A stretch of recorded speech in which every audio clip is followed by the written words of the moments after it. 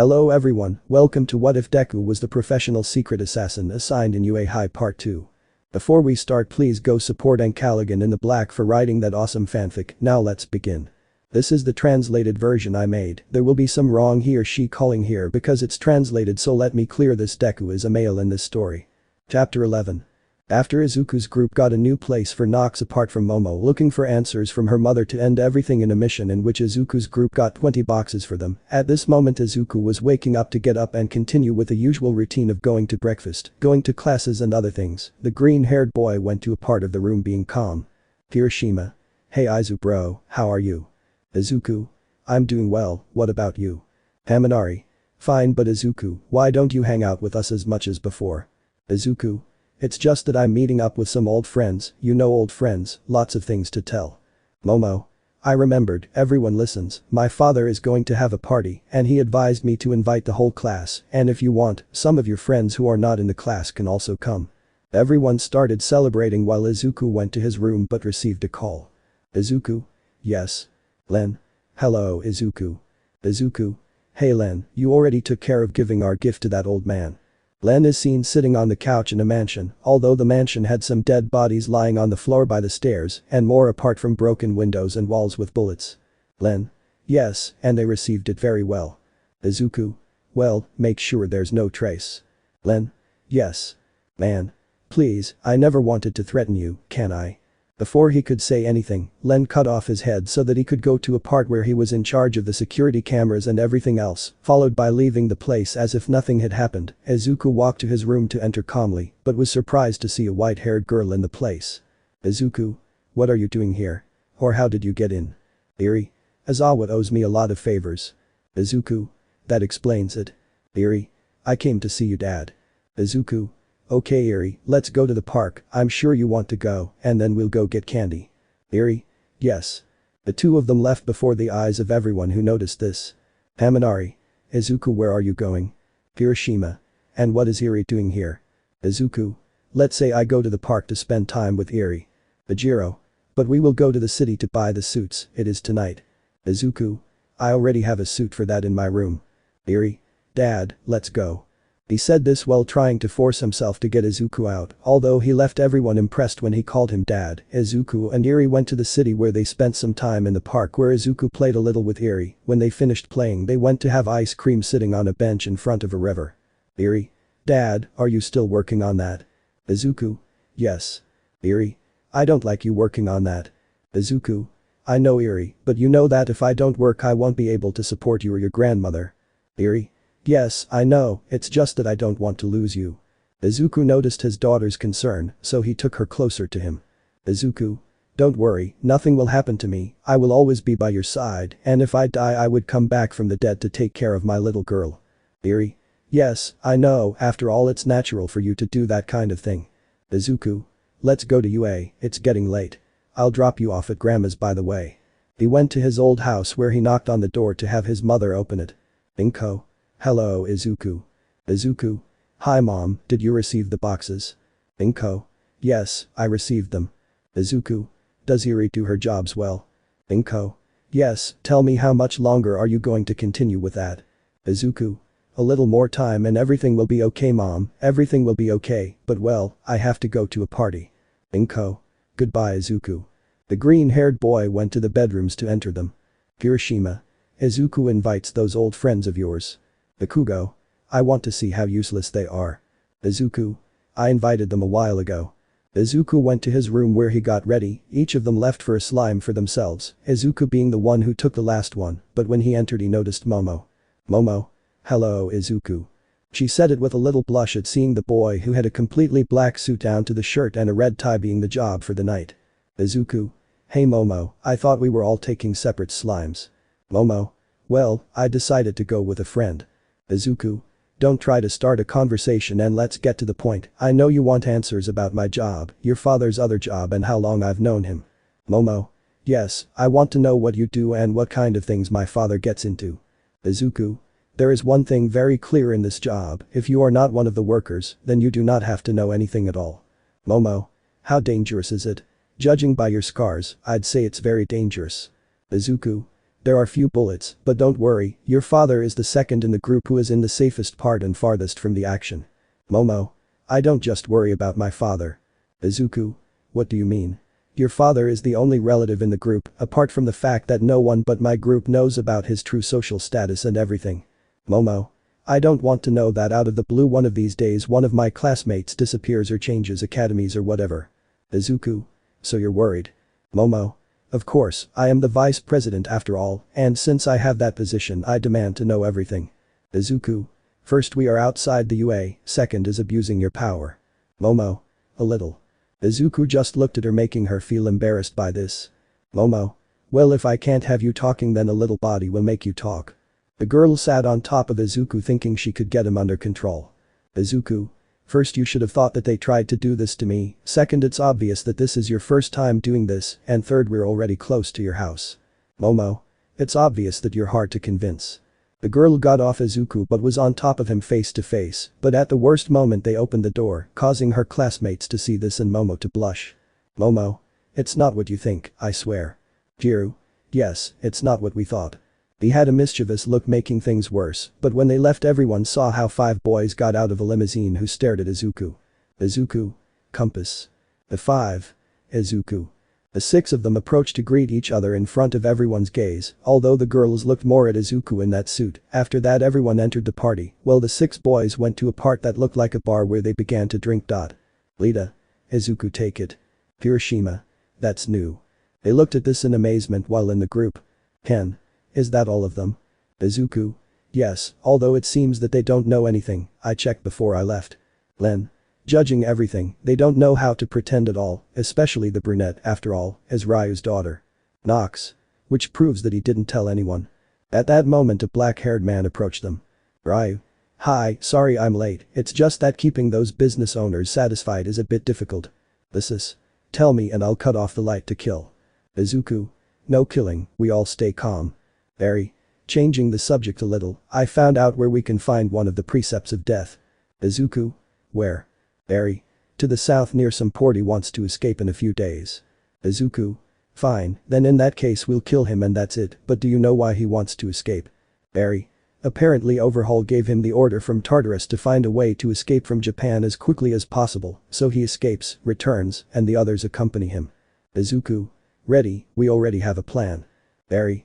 I found out that Overhaul is the only one still in prison, the others are free and hiding, but the strangest thing is that they plan to take a girl before leaving Japan. Izuku. Ready, find them all and we will kill them immediately. Izuku took one last drink before leaving. It was noticeable that he was very angry, why? Ken. Because Izuku's adopted daughter is the girl they're going to want to take away. But the girls. Yui. Hello girls. Each one greeted her by introducing herself. Yui. Notice what the detectives are doing. Jiru. Excuse me. Yui. Maybe you can keep things from my husband, from his colleagues, but I judge by every movement of the body and without a doubt you seem to be investigating one of your colleagues. You spent some time looking more at the green-haired boy than at the other, in exchange for liking or finding that boy Hexy, there is no doubt that you are investigating him. The girls blushed a little, but they had to accept that Momo's mother was right in every word. Yui. And it seems I'm not wrong. Momo. As always, Mom. Yui. You can definitely tell that boy is hiding something, but he does it so well that you can hardly tell he has a secret. Mina. Thank you very much for the information. Yui. And I advise you that if you like that boy, go for him as quickly as possible and claim him now. They saw this with doubt until they turned around to see how Izuku left the bar, and Momo went directly to him, causing the other girls to go after the brunette. Izuku was walking, but Momo stood in front of him. Momo. Seeing a gentleman off the track is rare. Izuku. Then you grant me this piece. The brunette took him by the hand so they could start dancing together. They danced calmly while the boys in her class watched this in amazement, since they never thought they would see their partner dance with one of their classmates, much less with Momo, but they were even more amazed to see that when everyone turned around. The brunette was no longer there, and now it was Tsuyu who was dancing. Izuku. Tsuyu. Tsuyu. What? I can't let just one of us have all the fun. When they turned again this time he was dancing with Mina for a while until they turned again, and now it was Uraraka's turn to continue that way with Jiru, Toru, Melissa, Najire, Mei. Each of the girls tried to get information out of Izuku while they kept him away from Momo and tried to get the boy to start noticing them until in a turn the girls were in the center of the place, but something was happening and it was that Izuku was not there. Mina. Where is Izuku? Uraka. I don't know. Look. They saw how Momo had Izuku leaving through the door that led to the patio. When the girls went they saw nothing but entering the labyrinth of plants that the Yaoi Rozu had. Izuku. And now what's next? Momo. What do you mean? Izuku. Come on, I know very well, now that we are alone you will try to get more information out of me. Momo. I actually just want to hang out for a while. The two of them were talking for a while they walked, and to the green-haired man's surprise what Momo said was true, since she wasn't trying to bring up the subject of work, they talked until they sat on a bench looking at the full moon. Momo. The full moon is not very pretty. Izuku. Yes it is, nothing compares to its beauty when it shines at night, only a girl takes that position. Momo. And who?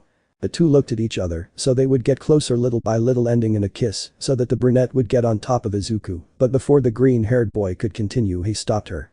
Momo. Is something wrong? Did I do something wrong? Izuku. No, it's not that, I need some time to think about something, yes. The brunette let him go so he could see how she left, although she understood that the green-haired girl also liked her, but there was something he wanted to avoid. Chapter 12. After Izuku spent a little time with Eri apart from Len taking care of some details with a man who threatened them, and they went to a party where Izuku met his friends and spent some time where Izuku was dancing and spent time with Momo. At this moment everyone at the party was having a good time until Izuku entered, which in the eyes of his group did not look very well. Ken. Izuku, are you okay? Izuku. Yes, I'm fine. Ryu. Sure, you don't look like usual, in fact you look more like when you get shot 15 times in the chest. Izuku. If I'm okay, calm down, I need to get away from the party for a while, it will do me good, see you tomorrow. Everyone agreed as Izuku left the party to leave the mansion and called a limousine. That way he left, while Momo entered through the back door, looking for Izuku, but she couldn't find him. Ryu. Are you looking for something, Momo? Momo looked at her father who had a smile on his face. Momo. Yes, Izuku, did you see him around here? Ryu. Come daughter, I have to know what just happened. The brunette followed him to the back and sat down on a bench. Ryu. Can you tell me what happened? Momo. We were together for a while until I kissed him, he reciprocated it, and it even seemed to me for a moment that he liked me, but out of nowhere, he showed signs of something wrong and left, while saying that I had nothing to do with item. Ryu. I see, Izuku doesn't like certain things. Momo. What things? Ryu. You see, Izuku with this job considers himself a piece of garbage for what he does and ''T want to have a relationship with anyone that he is loving, because he thinks that being garbage he doesn't have to be with people like you. Momo. But I don't care, I want to see him and talk to him. Ryu. Believe me, daughter, he doesn't want to be with anyone right now, he needs to be alone, he just needs to clarify some answers in his mind, because if I don't think wrong, he could feel the same way you feel about him. Momo. Okay. The brunette became depressed, but her father hugged her trying to keep her calm. After the party each one went to their house to be calmer, the days passed, and when Momo saw Izuku she wanted to get closer to him, but when she saw his lowered gaze seeming like he was thinking something she left him alone like the other girls. Everything was normal until one day she went to meet the others. Izuku. Tell me, what did you find? Barry. Now we know that Joy, the one in charge of Overhaul's finances, and Kurono, the shooter of his group, will be our first targets. Izuku. Anything else? Nox. Yes, I already have the discs and the other weapons that each one has ready to begin the hunt. Izuku. But I don't see any swords. Nox. Nobody wanted to have more swords, only you. Izuku. Okay, let's go. They all took the van to begin their mission, while something was happening at UA with the girls. Momo. Girls, did you call me for something? May. Yes, it's good that you arrived. Melissa. We're following the van Izuku is in. Momo. Really? Toru. Yes, now we can know what Izuku does for a living. The girls watched as the van went until it stopped at a port. When they got out they saw that they had normal clothes, but what surprised them, although Momo pretended to be seeing the 7 of them together, the same ones from the party. Izuku.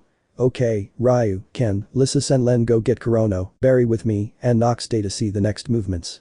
Ken. You heard the boss. They all went their separate ways, each going down a different path. Izuku and Barry were the ones the girls focused on. Izuku. Barry's quirk allows him to have control over lifeless objects that reach a maximum of the size of an average refrigerator. Barry. Okay. The two activated their invisibility, but luckily for the girls the robot showed the place where Joy was with many guards. Melissa. What are you going to do? May. Arrest them possibly. 15. Mina. We just have to see what's going to happen. There were a total of 20 guards who were watching until suddenly one fell to the floor dead with his neck cut, followed by another ending up with a cut on his chest. At this everyone was surprised, although the guards stood in different places, but 4 of them ended up with shots to the head. Joy. What's wrong? Before the little one did anything he saw how the 6 that were in front of him fell dead, 3 on one side with their necks cut, while the other 3 on the other side had a cut on their chest, leaving them on the floor dead, leaving only 2 more guards who were very nervous because they were the only ones left and they didn't know what to do or what they were fighting against. Joy. Let me see you coward.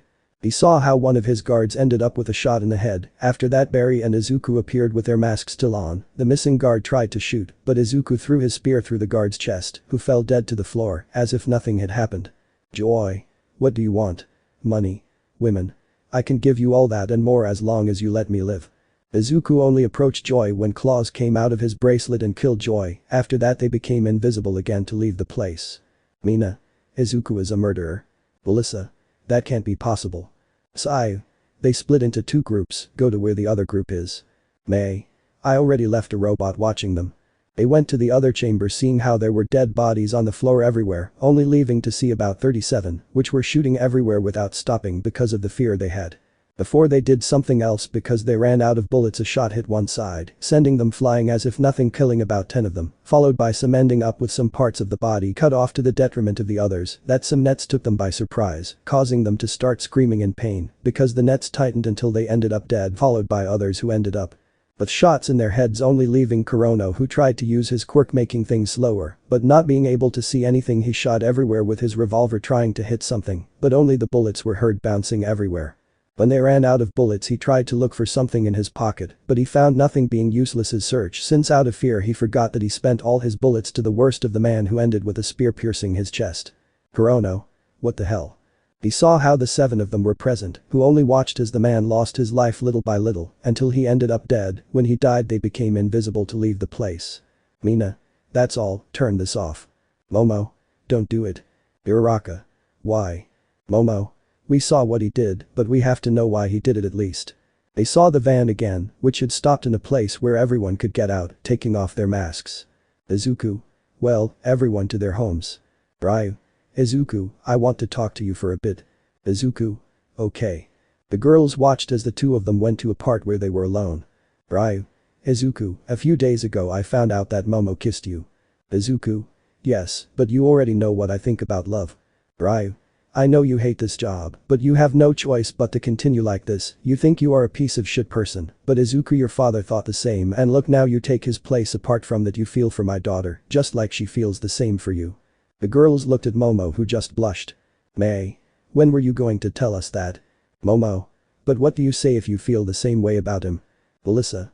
Yes, but I don't know if I feel the same as before after seeing that. Izuku. Whatever, Ryu, when the time comes I'll retire from this hell, you know, each to their own, on their own path and happy with life. Ryu. How we hate this job. Izuku. Yes, I know, but we have no other choice. I will kill to support my mother and Eri. As long as they are okay, I will be okay. Ryu. And as long as my wife and daughter are safe, the better. Izuku. You always fight for a cause, I fight to keep mine and you to protect yours. Ryu. Yes, but it would be better if you ended up being my daughter's boyfriend. She loves you and the girls in your class, it's better not to mention it. Izuku. Ryu, you know well that when the time comes to be her boyfriend, I will tell them about all of this, and when I tell them, they will not accept me, but will see me as a demon, the only thing I am up to this moment. Ryu. You only hurt bad people, you kill bad people, we take back things that were stolen from others. Izuku. I just killed 2 villains who wanted to hurt Eri and get her out of my side. Ryu. A few days ago we rescued a boy from a bear. Izuku. And you know very well that it doesn't matter, I will always be a demon. Ryu. If you're a demon then so am I. Izuku. Ready, we are all demons of our group, the group that has the millionaire, the one that lives in the forest, the middle class, the crazy one who only thinks about killing, the scientist, the quiet one of the group who kills like a ninja, the one who gets all the information we want. Ryu. You just. Izuku. Explain what each member of the group is like if I just did. Ryu. Well, believe me, if Momo were ready to know about this and were still in love with you, I would tell her to try to get that thought out of you. Izuku. You won't get anything but okay, I'm going, bye Ryu. Ryu. Goodbye Izuku. In this way, the dark-haired boy and the green-haired boy each went their own way, remaining calm under the gaze of the girls who listened and watched all of this. Mina. I think we almost misjudged Izuku and your father. Momo. It seems so. Toru. But what are we going to do? Momo. I don't know about you, but I'll stick with Izuku. Uraraka. And if we try to know more about him? Sayu. How? Momo. My mom told me that she wasn't ready to know about this yet, she should know everything that's going on. May. But he won't say something like that. Momo. We will find a way. When Izuku arrived at UA, he alone entered the dormitories, showing his usual smile to walk to his room where he sat calmly, but there was a knock on his door, so he got up to open it, but when he did he saw how a jet black hair fell on him, giving him a kiss, being Momo who threw him on the bed so that he could continue with the kiss, but the green-haired man managed to get her out in time. Izuku. What are you doing, Momo? Momo. It's not obvious, I don't care what you say or do, I'll be with you. She said this to give him a kiss on her mouth, taking control of the green-haired man. Izuku's mind. His kisses are very possessive. Izuku. But Momo. Momo. I saw and heard the entire conversation you had with my father a few moments ago, as well as everything you did on that mission. Izuku. So you already know everything? Momo. Yes, I know everything. Before he could continue, he received a call from his mother. Momo. Izuku, we'll continue another time, but next time you won't get rid of me so easily. The brunette left the place before Izuku's eyes, who just stayed in bed, letting the day pass. Chapter 13. After Izuku talked to a little with his companions so that he would end up doing a mission ending the life of 2 of the 8 precepts of death, apart from the fact that the girls had seen everything through a robot, at this moment everyone was in their bedrooms quietly, although Izuku kept thinking about everything he had to do since between the girls and his job, it was not very easy. Izuku. Things are getting worse and worse with me. He sat on his bed to continue until thinking he received a call from Barrio. Izuku. Yes Barry, what's wrong? Barry. I found 3 more precepts. Izuku. Who? Barry. One is called Rappa, the other Tengai and the last Rakia. Izuku. Okay, tell the others about this. Barry. Yes. Izuku began to dial another number to start calling. Nox. Is something wrong Izuku? Izuku. Yes, I want to know if you can make a suit for me, one that is very resistant like armor that is impossible to break. Nox. Yes, there I do. Izuku. Fine, thank you. That way he hung up the call to start walking calmly through the halls of the UA, since he didn't feel like training if he was honest with himself. Izuku. Wow, everything is getting crazier and crazier. Girl. And you can't imagine it. Izuku turned around, but as he did so he was kissed by a pink-haired girl he recognized immediately. Izuku. Mine. Mina. Hey Izuku, looks like it's my turn to claim tea. The girl started kissing Izuku non-stop. Izuku's mind. His kisses, unlike Momo's, are very lustful. The boy was increasingly eager to leave Mina in a bed and make his own, but luckily for him they were stopped. Momo. What do you think you're doing? Mina. Hi Momo, I just want to spend some time with Izuku. Momo. I don't care, you have to come with me and the other girls. Mina. Okay. The girl walked away from Izuku to go with Momo. Izuku. A little more and things would get worse. The girls left by limousine until they arrived at Momo's house, which they entered to see Momo's mother. Yui. Hello daughter. Momo. We already know everything that Izuku and dad do at work. Yui. So they were watched again, well I have no choice but to inform you of what is happening. Momo. That's right. Yui. You see, these types of jobs work with missions, if they send you to kill you have to kill, if you have to protect you have to protect, this is done without quirks, everyone works as quirkless basically. Melissa. So Izuku isn't bad. Yui. Of course not, he does this to support his mother by helping her, apart from the fact that his father and Ryu work together, so Ryu had to help a little after all, Izuku's father was the one who saved his life. She. Momo. Mom, I know it's none of my business, but how did Izuku's father die? Yui. Make yourself comfortable. Flashback.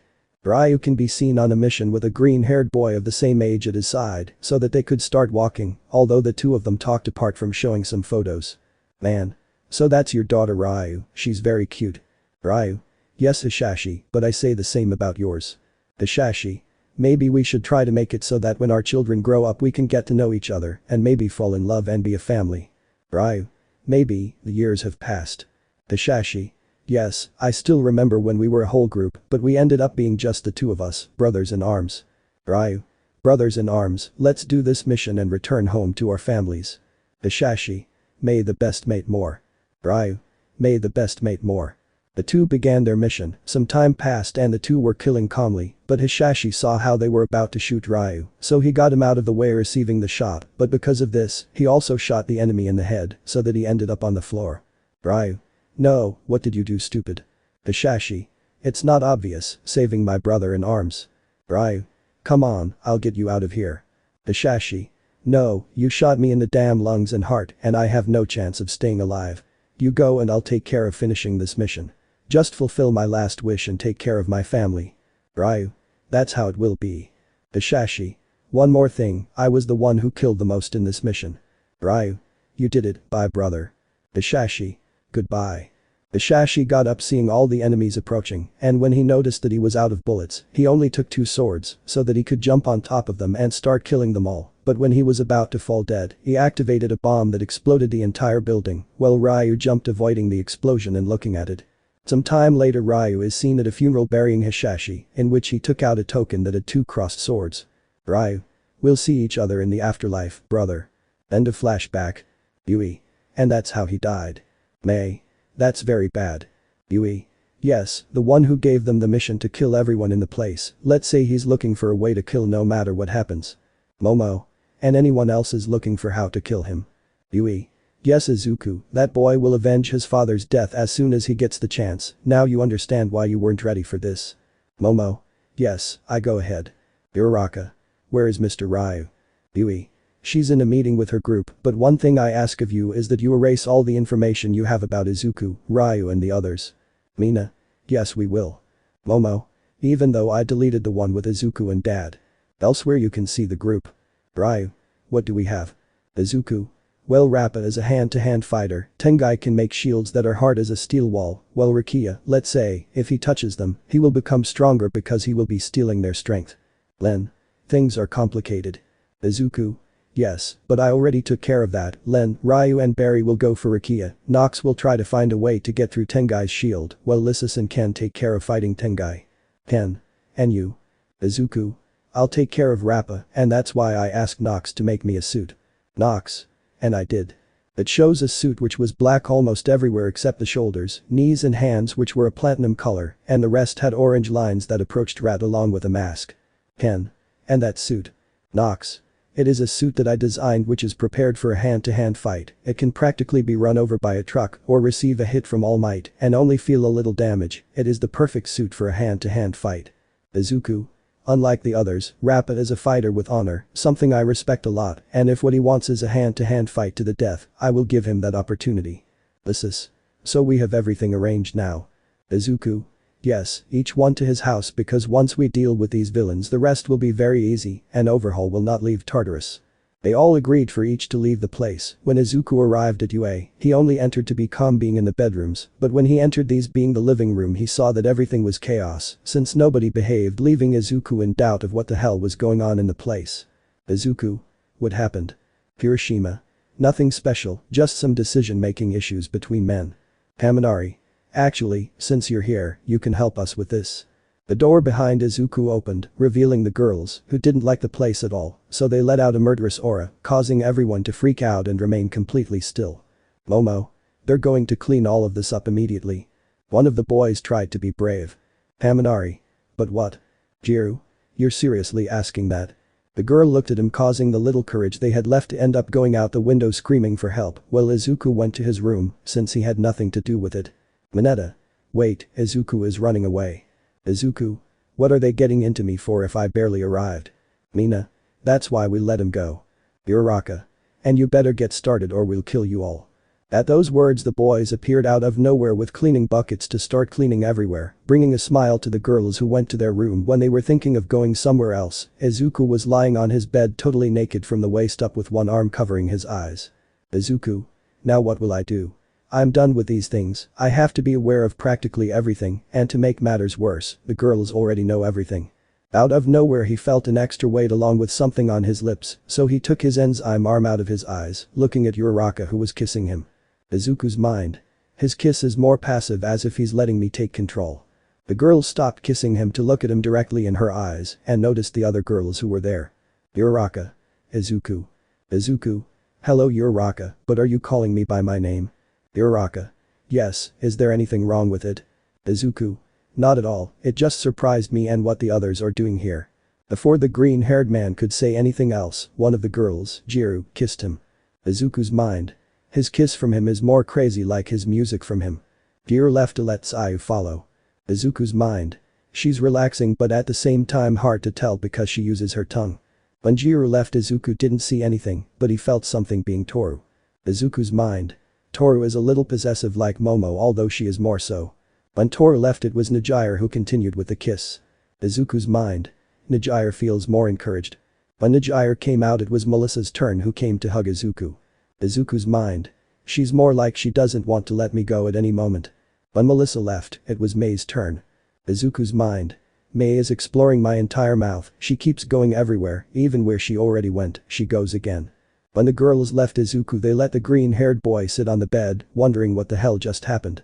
Izuku. Not for anything but why was that? Melissa. It was so you knew that we will never leave you. Izuku. Yes, I know they won't let me. Mina.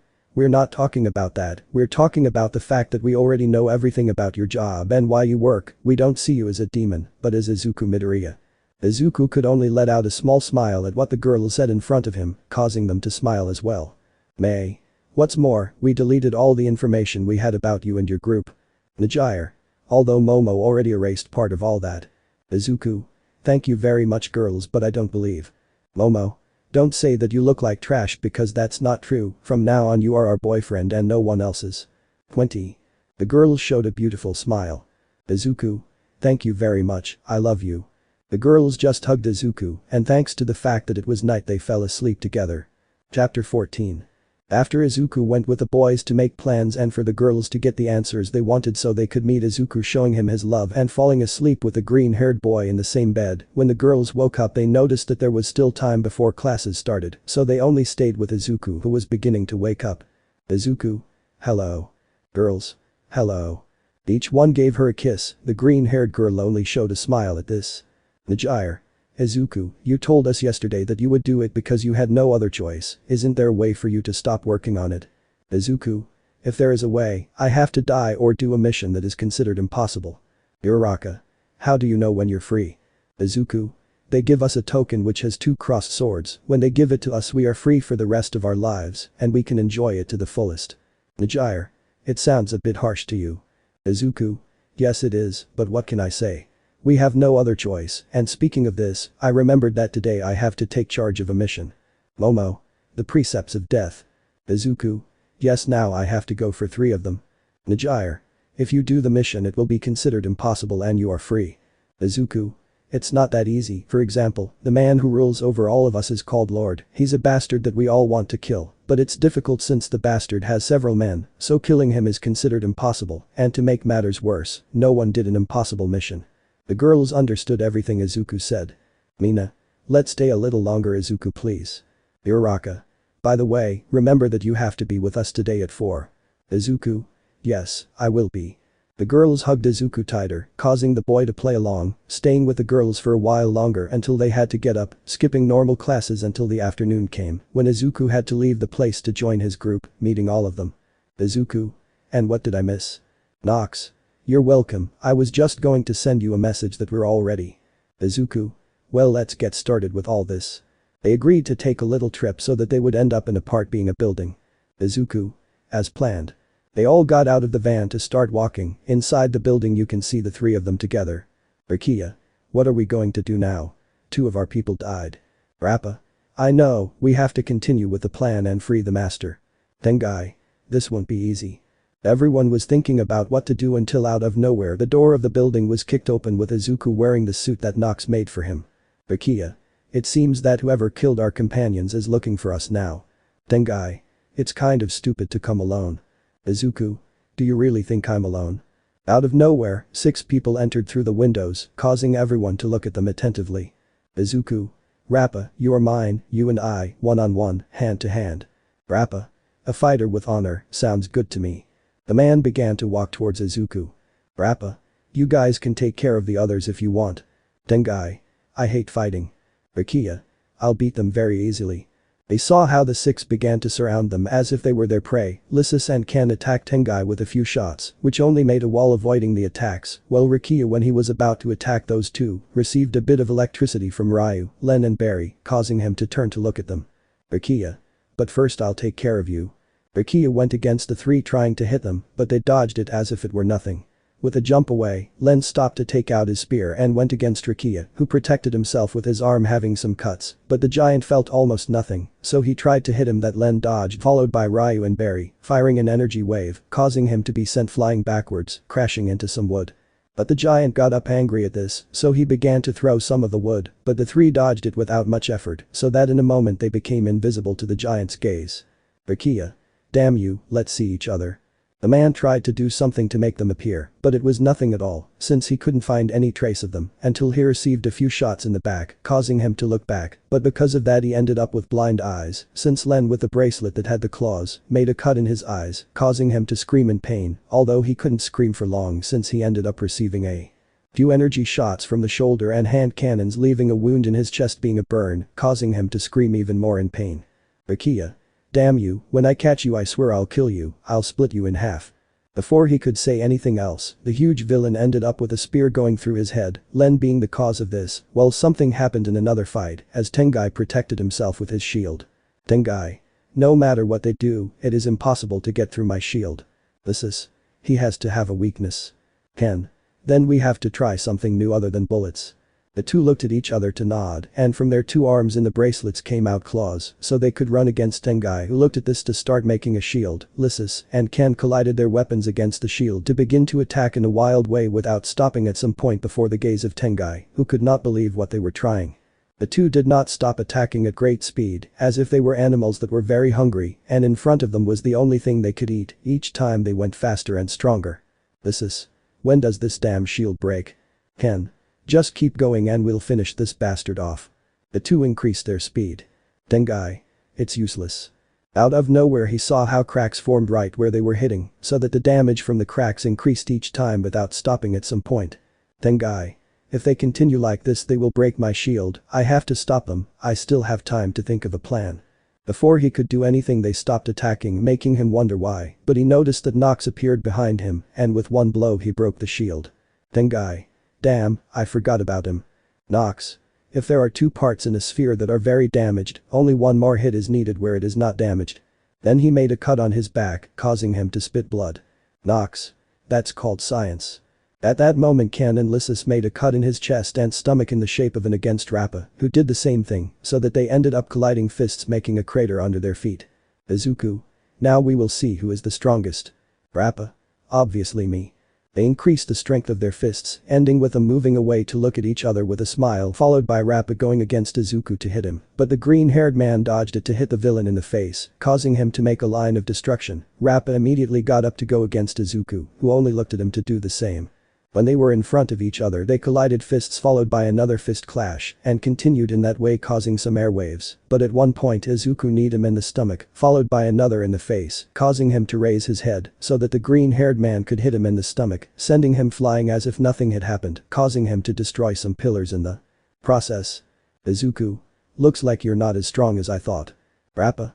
Damn. The man went against Izuku, but the boy elbowed him in the face moving him away, followed by a kick in the face, followed by grabbing him by the arm to lift him into the air and making him crash against the floor several times, as if it were a hammer to throw him far away.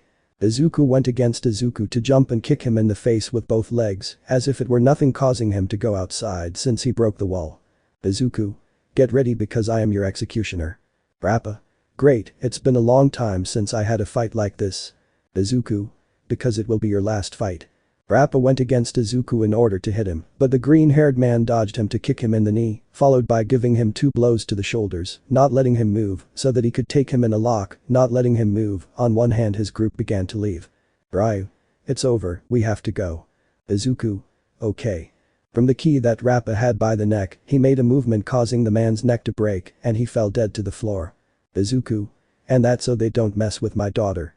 Izuku left the place with his group so that they would be calm as if nothing had happened. When they reached a point, each one went their own way. Although Izuku left with Ryu arriving at the Aoirozu house, they entered calmly, but what they saw surprised them since in front of them were Izuku's girls and Ryu's wife, who did not look very happy.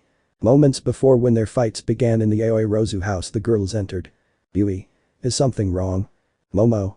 Izuku was supposed to be with us at 4 and he still hasn't come. Najire. We're starting to get worried. Yui. Don't worry, it could happen, but that made me remember something. Yui's flashback. The man was preparing to go on his mission. Yui. Ryu, remember that you have to be here at 3. Ryu.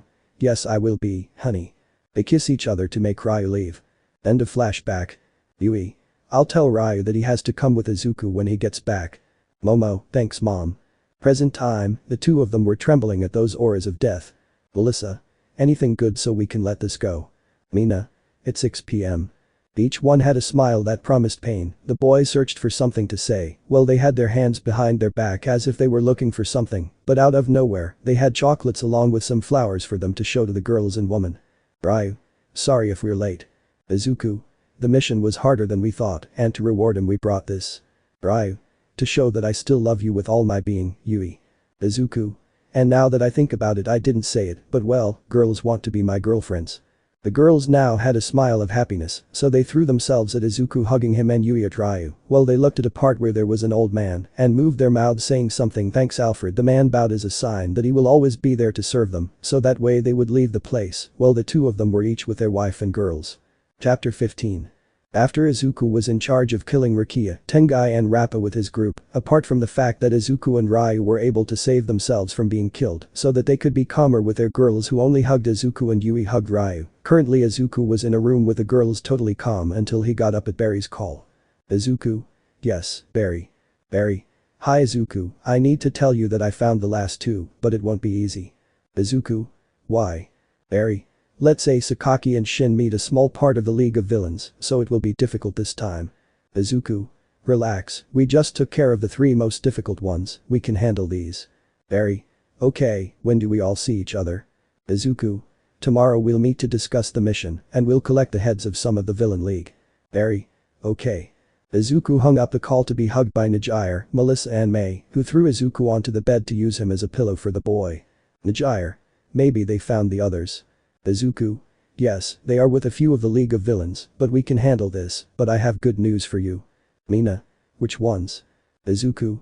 If we complete this mission with those from the League of Villains, we can be free. Momo. Then you'll be there for us. Izuku.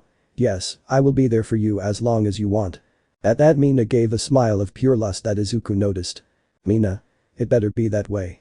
The girls snuggled closer to Izuku. The rest of the day passed normally until the next day the group was seen reuniting. Ryu. Well, they found them. Barry. If we find them. Izuku. Well, from what you sent me, the only information you have is Toga, Spinner, Davi, and Tamura from the League of Villains. Len.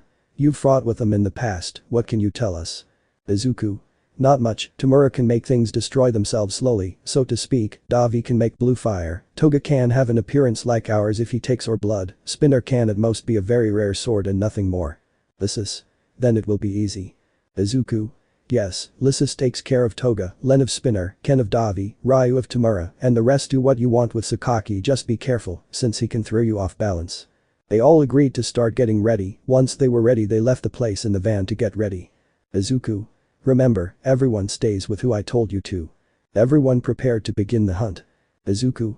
Now. Everyone went out to activate invisibility while with the villains. Tamura. So some people are hunting them. Sakaki.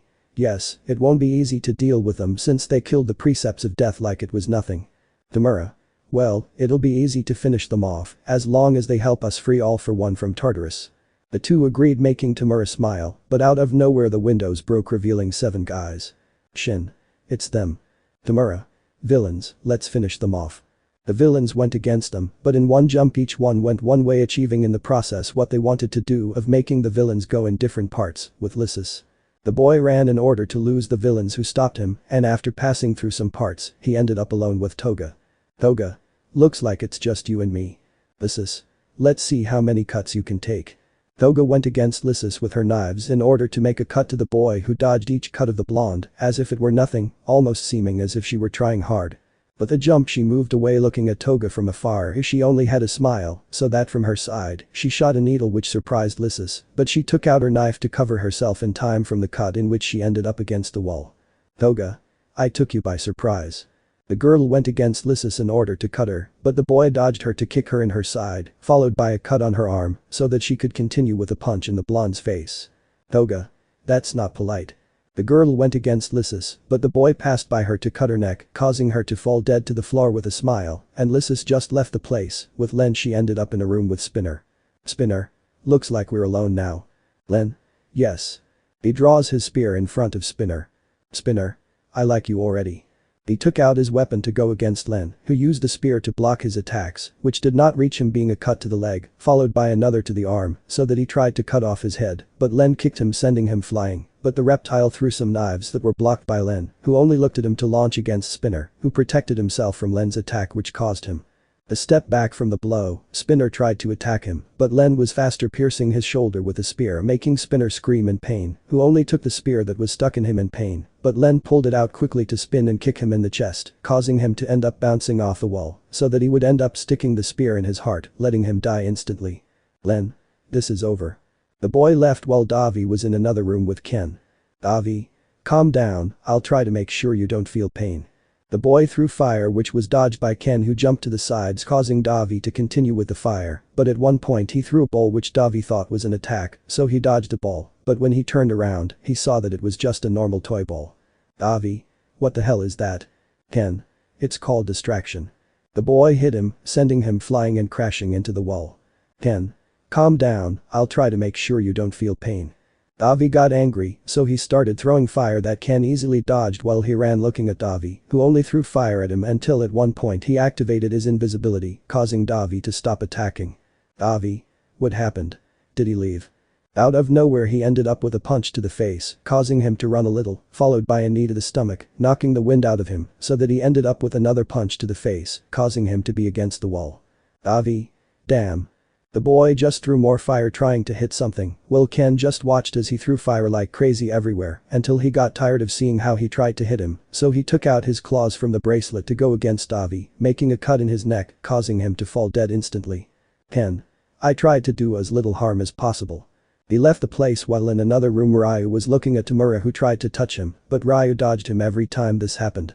When Tamura tried to touch him on the shoulder, he ended with a punch in the face of Ryu, who looked at him to dodge Tamura's hand and knee him in the stomach, making him lose his breath, followed by another in the face, so that he would take him by the arm and bring him closer to hit him in the face, making him go back. Tamura tried to do something, but it was useless against Ryu, who humiliated him as if it were nothing. Tamura, seeing himself surpassed, tried to run down a hallway, but Ryu was only bored by this, so he shot Tamura in the leg, making him scream in pain. Tamura tried to run with the only leg he had left, but ended with a shot in the other leg, causing him to end up dragging himself on the floor. Ryu only walked until he was next to Tamura, who was trying to escape, so to stop his suffering, he shot him in the head to leave the place while in another place. Sakaki and Shin ran to lose them, but out of nowhere a shot to the wall made Sakaki end up on the floor. Sakaki. Shin, help me. Shin, looking at where the shot came from being Barry, who was walking as if nothing happened. At this, Shin decided to run, leaving his partner behind. Sakaki, seeing Barry, tried to do something, but out of nowhere a rope tied himself to his feet, causing Barry to begin to drag Sakaki towards him. Well, the villain only tried to do something to avoid this, but it was totally useless against Barry, so he chose to use his quirk, making Barry end up a little drunk like him, but he didn't care as long as he saved his life and began to drag himself. Barry. You won't escape. Barry started shooting with a gun, but due to Sakaki's quirk, it was very difficult to hit the target, so he opted for the shoulder cannon, shooting at Sakaki and hitting the target, killing him. Barry. Damn wretch. But Shin, I was running until I ended up in a part where there were many exits, but if I took the wrong one I was going to die. Shin. Which one? Which one? Hearing footsteps distracted him as fear increased within him, causing him to look everywhere until 6 of the subjects appeared in the darkness. Shin. Damn, come on, what are you waiting for? Before he could say or do anything, he ended up silent because of one thing, and that was that his chest was crossed while Izuku let himself be seen. Shin. Damn. Izuku pulled out the bracelet, causing him to die instantly from bleeding out. Izuku. We're done. They all turned invisible so they would disappear from the place. They appeared in the van being calm. Eri. What a great mission. Nox. With this they will leave us alone. This is. Even if I stop killing, I don't care. Len. That's how you speak, my good sir. Everyone was celebrating for this until they were stopped by Izuku. Izuku. Calm down guys, we have to go collect the reward. Everyone agreed for them to start driving. Izuku. Is the client on site? Nox. Yes. Izuku. Better. They stayed in the van for a while until they reached a bridge where they put on their masks and saw an older man. Old man. That's it. Izuku. Yes, everyone is dead and Overhaul is still in Tartarus once again. Ryu. They tried to use the League of Villains or what's left of it to escape, but out of pity for them they couldn't do anything. Old man. Great and thanks for that, here is your pay. The man left all the money for them and they took the money to the truck. Izuku. I know this is not my topic, but why did you want us to kill the precepts of death? Old man. Let's say that if you didn't take care of her, a girl was going to suffer a lot and I have someone from my family taking care of her. Goodbye, young man. The old man left the place although Izuku ended up in doubt because of what he said about someone in his family of her taking care of her, even though the girl was eerie no matter what. Ken. Let's go, we're free now. Izuku. Okay. The boy got into the truck to leave with his group. Chapter 16. After Izuku and his group went to the hunt for the last members of the Precepts of Death, apart from some of the League of Villains being free from their job, he finally found himself at the doors of the UA. As they were leaving Izuku who was still celebrating, everyone was there except Ryu, who went with his wife to give him the good news at the end of all this. Izuku. Are you sure? Ken. Yes, we are going to get the papers so they can let us go, you go rest with those girls, they are surely more than worried. Izuku. See you tomorrow guys. The boy walked away from the truck that left with the boys celebrating, he walked to his room where he found the girls. Momo. What happened? Izuku. The boys are going to pick up the papers that we are now free and that's it. The girls hugged Izuku who returned the hug more than happily, although he noticed how they began to touch his entire body. Mina. I think we should give you a reward for that. The girls showed lustful faces, although others did not do that. Melissa. But what happens if they discover us? Izuku. It's okay, this room is designed to prevent anyone from hearing what's going on inside. Lemon skipped. Elsewhere was Izuku's group in front of Lord with their masks. Ken. And the papers. Lord. I have you right here quietly, but I have some very good news for you. Nox. Which ones? Lord. I was able to learn their identities. He said this while showing photos of them alone on a screen, surprising them. Lord. I have people who infiltrated the UA who took some things, but out of shame, I do not know the identity of its other members, but I do not care with you I am satisfied. At that moment some people came out of the shadows to start shooting, but they were not far behind and began shooting, taking down a good number of soldiers, although some bullets did hit them. Nox. Destroy the devices I made. Les.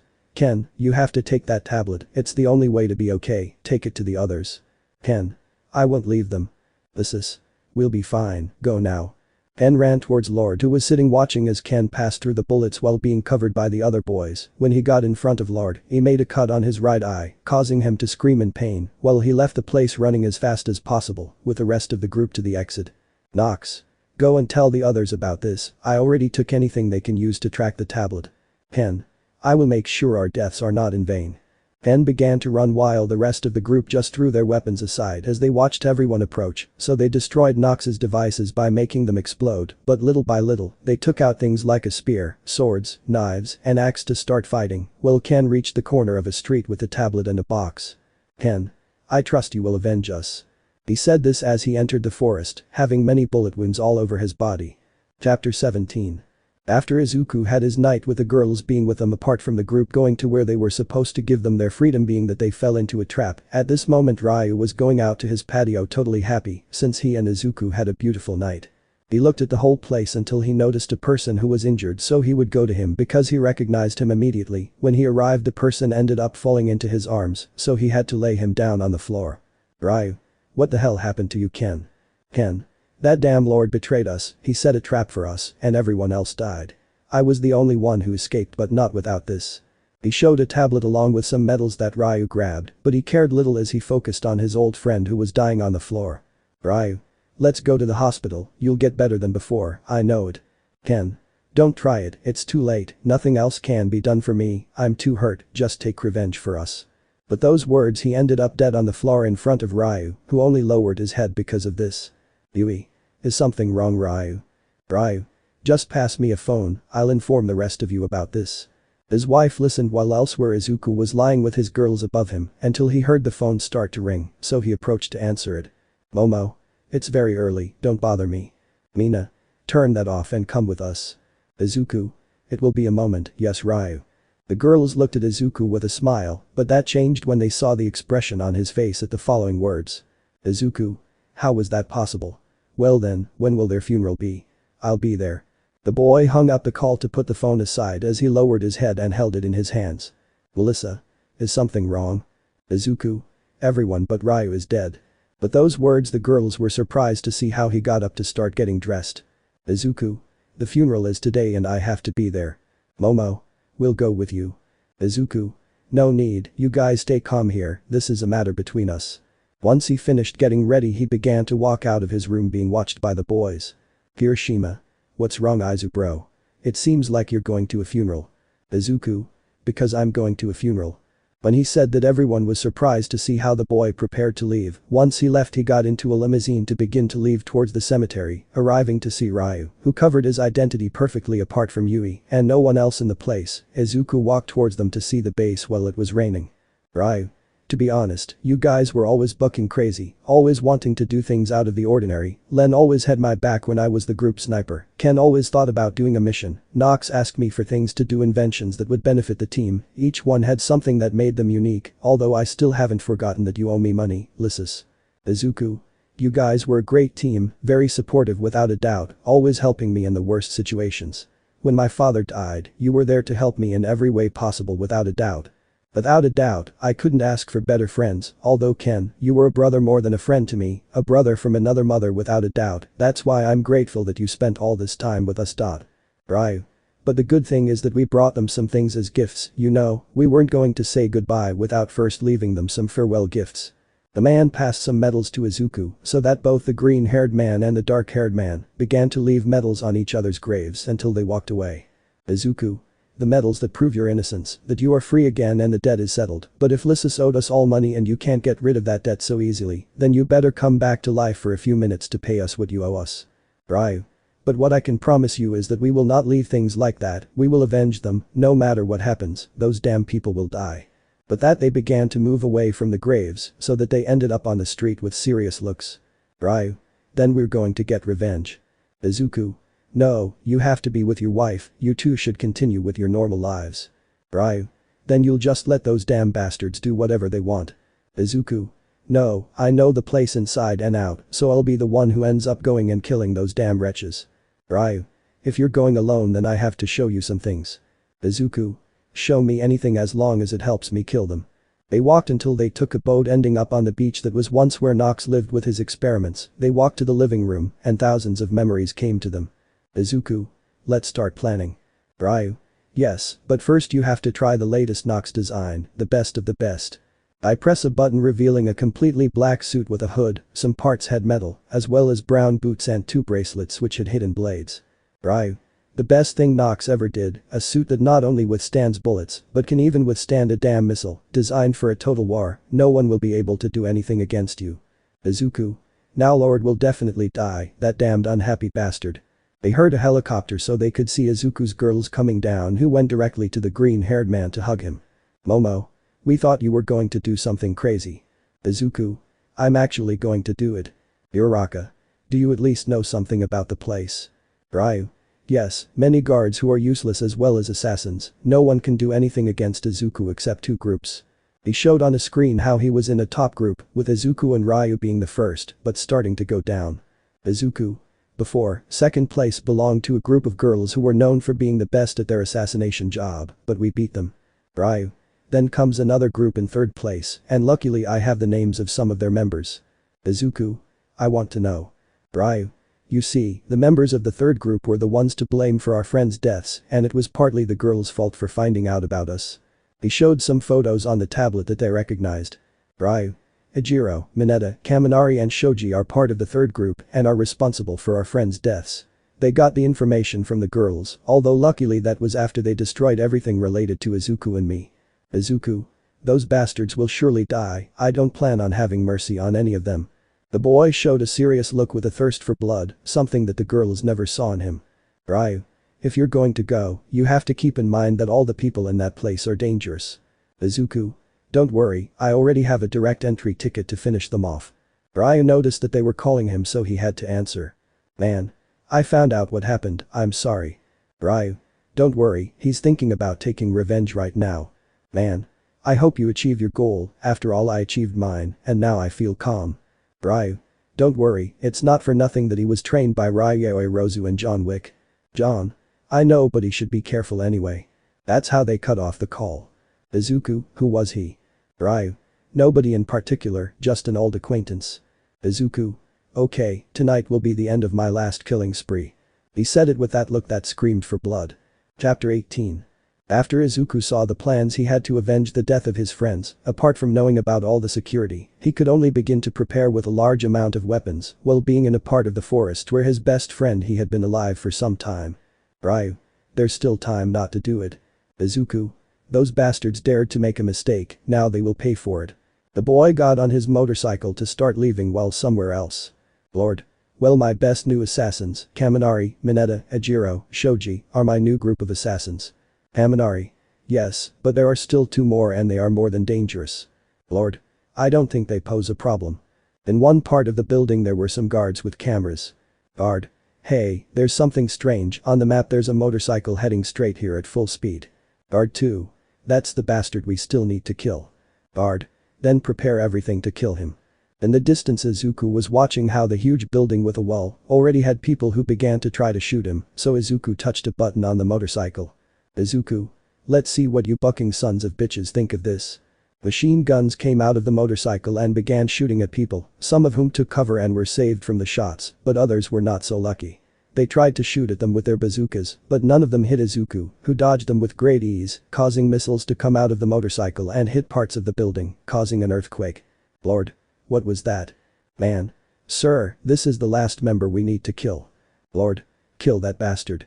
Izuku was going at high speed, but at one point he jumped off the bike, letting it crash into the huge steel door, causing a huge explosion that affected the main and secondary door, leaving a free entrance. Izuku. Ready, another thing to get revenge for.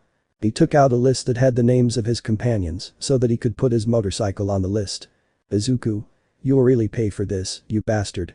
He walked in as the men were about to shoot him, but Izuku took out some guns and started shooting at each of the men who were in the place, hitting the target, causing them to have a quick death in front of Izuku's eyes. Since of the thousands of bullets that were fired only 7 of these hit Izuku, although none of them hurt him because of the armored clothing, apart from the fact that the boy was as if it were nothing until he entered the building where he was walking calmly, so that a blade from the bracelet came out, so that all the guards who were nearby had a cut on the neck, leaving them to fall dead instantly. Followed by taking a spear that he ended up throwing, hitting 10 guards as he continued walking, and everything was seen by Lord on Chambers. Lord.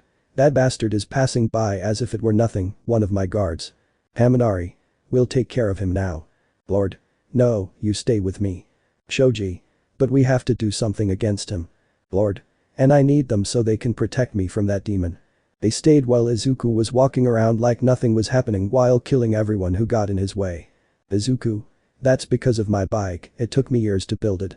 He said this as he cut the necks of 20 guards who held on to the cut parts as they fell to the ground dead and Izuku just walked calmly. Izuku. Damn bastard, you'll see what happens when they mess with my people. 20 more guards tried to go against Izuku who dodged them with great mastery as he passed by them and continued walking while the guards once they passed all just fell dead as if they were nothing before Izuku who remained calm. Lord. Well, I'm leaving and you're coming with me. The boys began to follow him while outside the office the sound of people screaming and falling to the floor could be heard until the door was opened by Izuku, who noticed that there was no one there. Izuku. These damn bastards, they won't get away from me. I walked noticing that there was an emergency exit going through that same place. Lord. Now you 4 wanted to face that damn demon, then stay in this part. I left them in a room that was like a library. Ejiro. Let's finish our work. Shoji. It will be easy. At one point they heard the doors open, seeing that it was Izuku who was the cause of this, although he had his hood on so they didn't know who he was. Kaminari. Hey, how about you take off your hood and we go hand to hand like men? Ejiro. That's right, without any armored clothing or anything. He said this so that everyone would take off their clothes in front of Izuku, who at this took off his hood, surprising his companions. Izuku. Now you know who you're messing with. Mineta. I never thought Izuku was the leader of the most dangerous group. Ajiro. At least that explains why the girls might have suspected you. Haminari. Out of shame we won't be able to invite you to our weddings like mine with Jiro. Izuku. And I'm afraid you'll never be able to hunt her down. Haminari. Why? Izuku. First because they know what they did, second they are already mine. At that Kaminari launched himself against Izuku trying to hit him, but the green-haired man blocked him to kick him throwing him against a table, followed by Ajiro, who tried to kick him, but the green-haired man blocked him again to grab him by the leg and crash him against the wall. Shoji tried to hit him, but Izuku dodged him as if nothing while looking at the giant who tried to hit him, but with a grab he threw him against a piece of furniture. Mineta tried to throw a book at him only for Izuku to find himself in front of him taking it by the neck while hitting him on the body mercilessly until with a kick he sent him flying. Izuku. That's there. They're not even good for warming up and they claim to be murderers. Haminari. Just let us catch our breath. At one point he got kicked in the face by Izuku. Izuku. I find it hard to believe that you are the ones responsible for the death of my friends. Ajiro. It's okay, we're sorry we didn't know they were your friends. He was silenced by a punch from Izuku that made him spit blood. Izuku.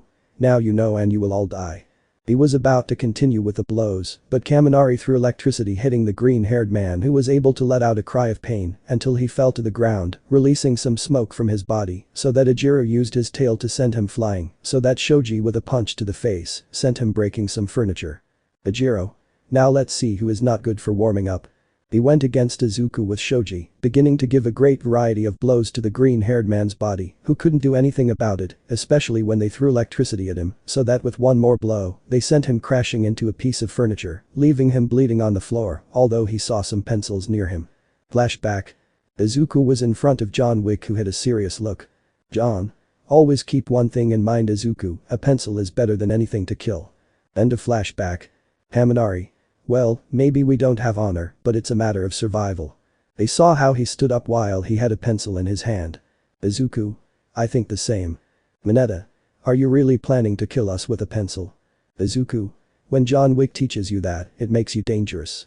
But that they began to feel afraid so that they were about to use their quirks, but Izuku in a second was in front of Shoji, sticking the pencil in his neck to take it out and at great speed, continue with Ajiro's neck to take it out and go after Kaminari who tried to take out his electricity, but Izuku dodged it with great ease until he got in front of him to stick it in his neck and take it out. Followed by throwing it at Mineta who could only receive it, the four boys fell to the floor while holding each other's necks and watched Izuku walk away. Izuku. They're not even good for training. He grabbed a button that was on his clothes and walked outside, where he found an ugly image as Lord was there with a row of armored cars and machine guns. Lord.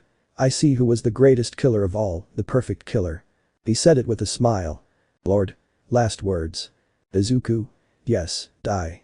He pressed the button so that the cars would explode, causing a huge explosion in which no one came out alive except one who fell in front of Izuku, being Lord. Lord.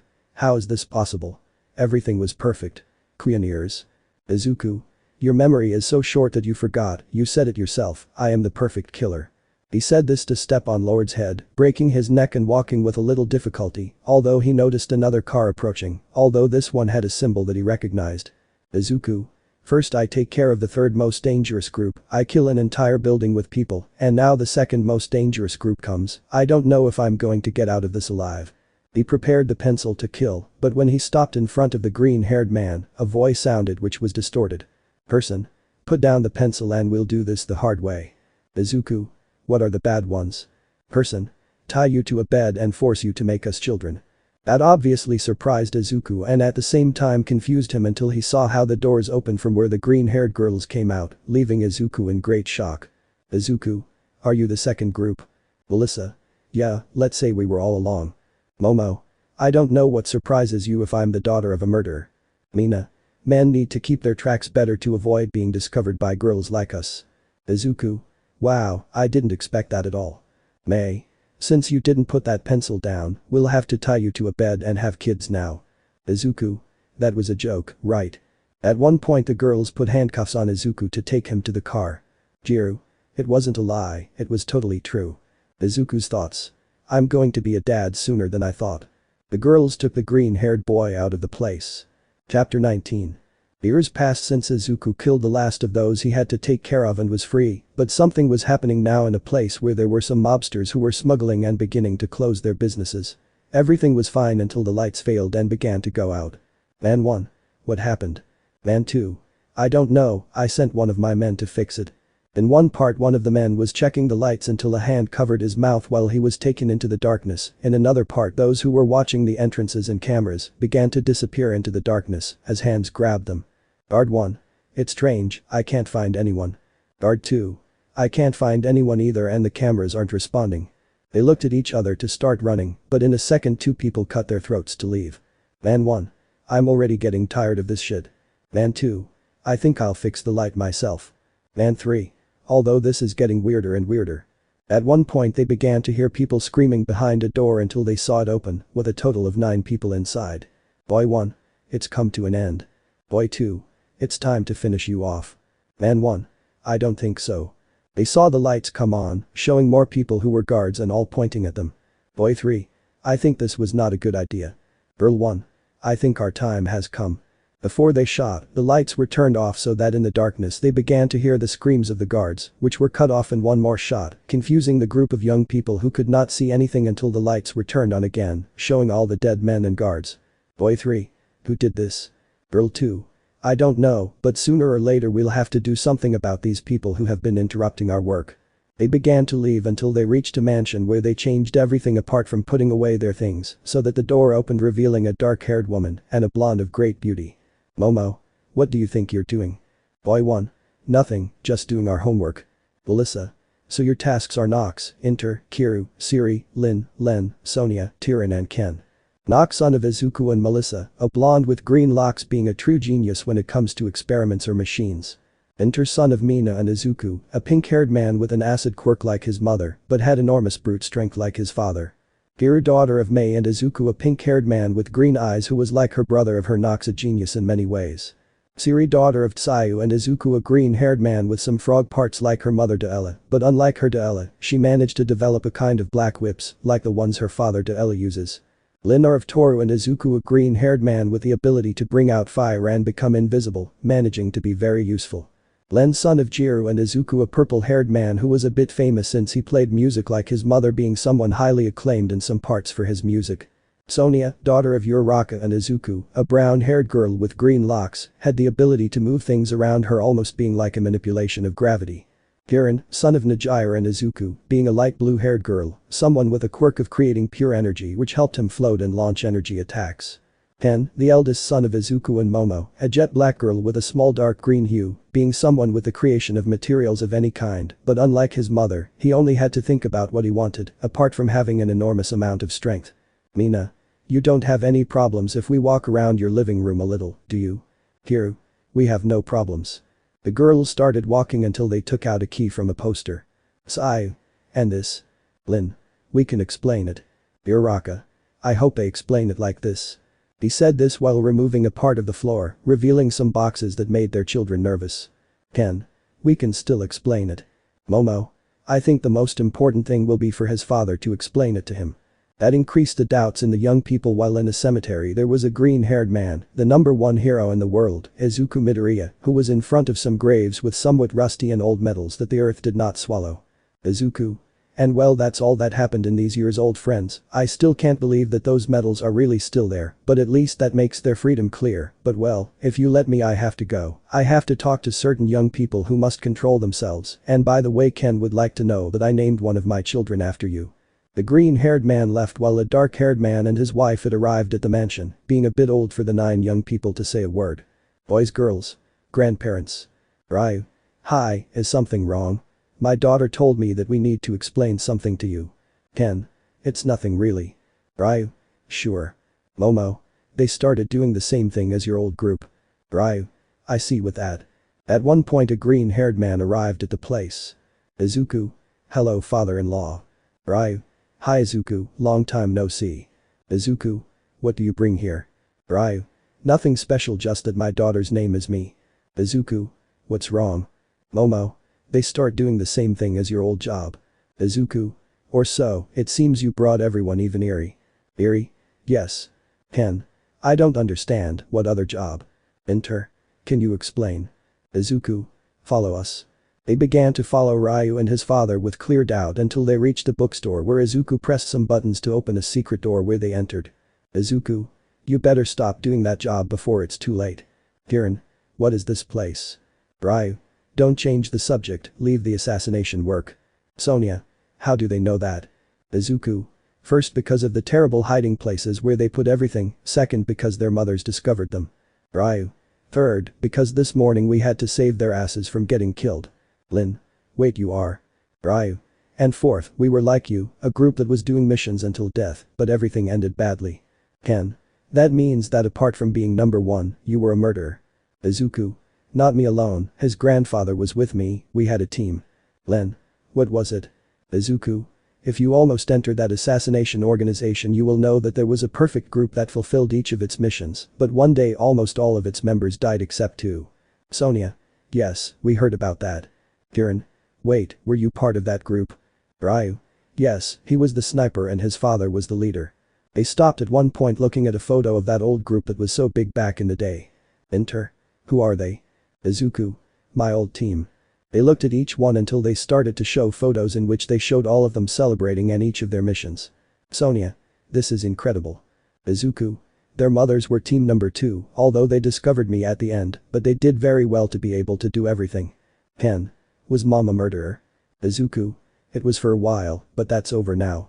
The young men could not help but look on in surprise as their father and grandfather were the greatest murderers known some time ago. Izuku. Now come apart. They began to leave the mansion until they ended up in a cemetery so they could see how their father walked until he knelt in front of some graves, one of which had the name of Ken, Knox, Lin. Knox. These bases have our names on them. Izuku. Knox are weapons creating scientist. Ryu. Lin was getting all the information we needed in the field. Izuku. And finally my brother in arms Ken was my brother and he never failed me even when he was shot and was about to die. He gave us all the information we needed, everything I needed to avenge their deaths. Ken. So this. Izuku. It was the most feared ancient group of assassins of all. Enter. How did you get to this great level? Izuku. I was just well trained and a little John Wick was needed, but oh well, let's go home. They began to walk although Ryu walked last until he looked at one of the graves that Isashi Midoriya said, to which he approached. Ryu. I kept my promise, old friend, your son is now a great man and no one can do anything to him or your family.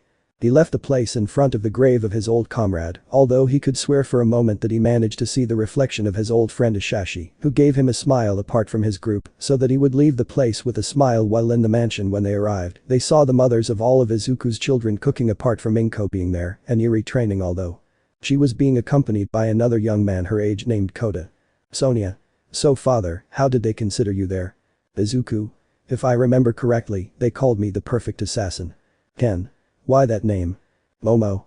It happened because his father dared to enter a company where he killed all the other assassins, bodyguards, the leader and the third most dangerous group of all.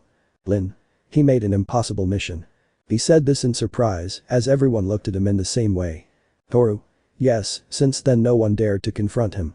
At one point Izuku noticed how Eri called him to come closer to them. Izuku. Is something wrong? He saw how Kota was nervous apart from being firm in front of him. Kota. Izuku would like to tell you that Izuku. Calm down Kota, nothing bad is happening, you know that I support you in everything. He relaxed a little at that, but noticed a serious look that scared him. Izuku. But if it's about Eri I swear it won't be so pretty. That made the nerves come back, but Eri gave her father figure a small punch. Eri. The thing is, Kota and I are dating. Kota. I would like to know if you accept our relationship. I noticed a serious and frightening look that he could only put on when he was a murderer, scaring both Kota and Eri, but they saw how he returned to his kind look. Izuku. Well, I accept their relationship. That filled them with joy. Kota. Really? Izuku. If I'm serious, anything to make Eri happy and avoid being killed by my women. He said this while pointing back where there was a group of women, Izuku's each with a different weapon, a frying pan, a flip-flop, a belt, a bazooka, a katana, all of that scared Kota. Izuku. Prepare yourself because there's a chance the same thing will end up happening to you. Women. You said something, love. Izuku. Nothing, just that I love them very much. But that the women showed a kind smile that was somewhat scary in the eyes of Izuku, who only felt a bad feeling. Uraraka. Let's eat now. But that everyone began to go eat, having the happiest moments apart from having enormous peace in the place. Let me know in the comments below if you guys want the next part. Also check out my other video that has been shown and left. Thank you for watching. If you enjoyed this video please like and share this video. And have a fantastic day. Bye.